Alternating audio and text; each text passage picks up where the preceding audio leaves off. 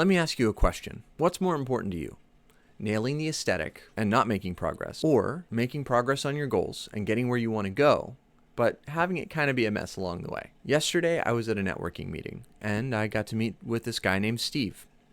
He's super cool, and I've met him a couple times at the meeting, but we went out afterwards for coffee to get to know each other better.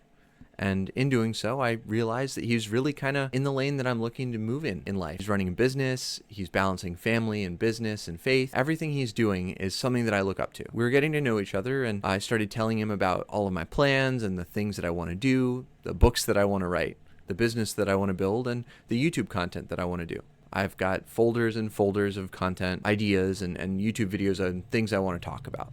And so he asked me a natural question. A question that terrified me. He asked to see my YouTube channel. And well, at the end of the day, I don't have a YouTube channel as of yesterday. Today, we have a YouTube channel. Lo and behold, he wanted to know, why did I not have a YouTube channel? And I answered, this is my wall.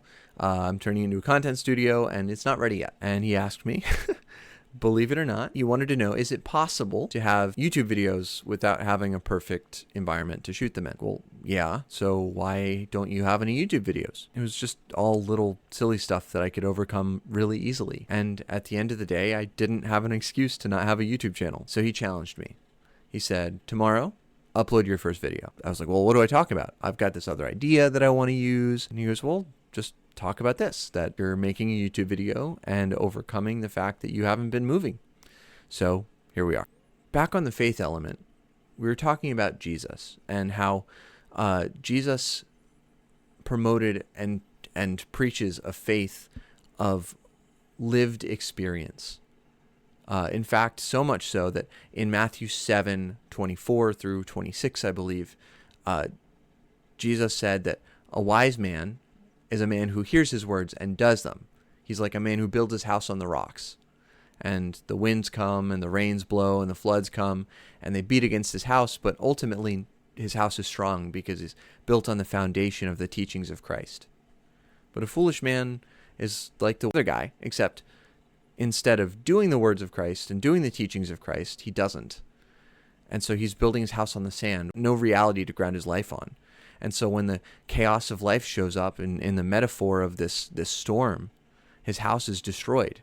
And it's a picture of his life. So Jesus wants us to live a life of faith and not to have an intellectual exercise of faith. In other words, our wisdom is gathered in the life that we live, and it's demonstrated in the life that we live. Our purpose is discovered in the path we walk and not in the plans that we make. I want to live a life of excellence. And excellence doesn't come through apathy. Excellence comes through experience and through movement. And so here we are. Mic in hand, iPhone, simple lighting, but we're making it work. An amazing idea has no value if it never actually interacts with the real world. Think about it. An average idea, averagely executed, will always outperform the best idea not executed. Let me say that again. An average idea with average execution will always outperform the best idea that never gets to affect the world around it. So let me ask you a question. What is it in your life that is just an idea that you've been avoiding doing? Something that you know would benefit, but you know would also be a mess. That you're afraid to take the first step because it might validate your fears. At the end of the day, you will always regret not taking the steps to move into the identity that God has called you into. We don't want to squander the talents of our life, the time and resources that God has poured into us.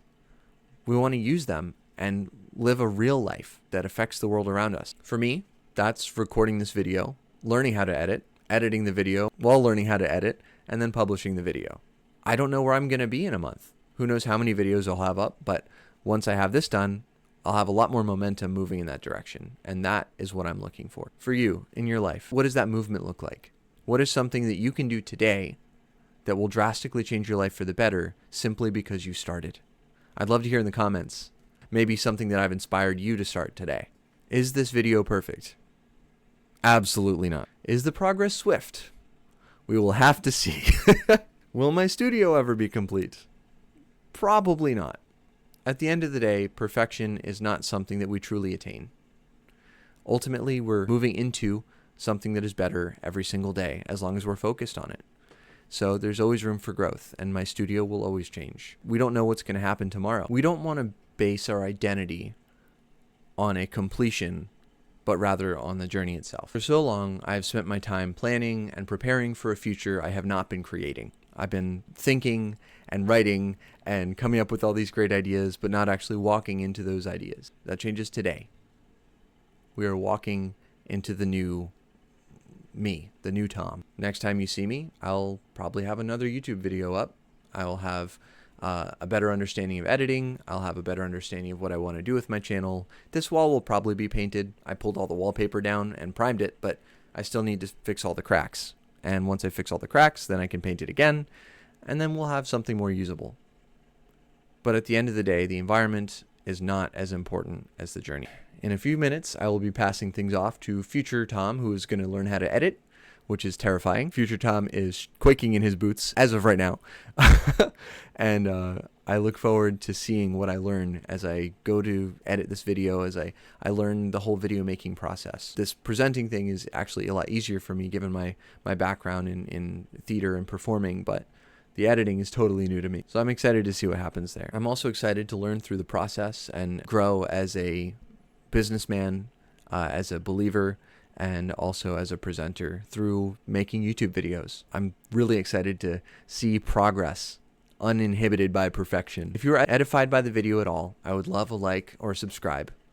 Feel free to comment. I'd love feedback, constructive feedback, non-constructive feedback. We're believers here. We're trying to bring light in life. But I will see you in the next video. God bless you all.